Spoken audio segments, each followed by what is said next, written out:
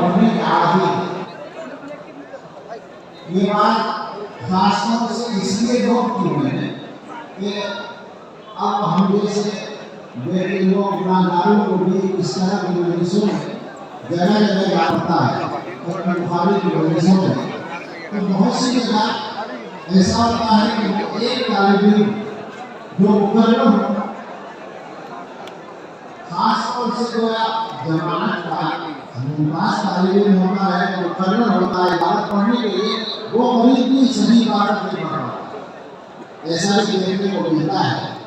यहाँ इतनी बड़ी तादाद में इबादत पढ़ी इबादत तो सही पढ़ी तो याद करके भी पढ़ सकते हैं लेकिन पढ़ने के अंदाज से मालूम होता है कि पढ़ते रहते हैं। इससे बहुत ज़्यादा खुशी मिलती है।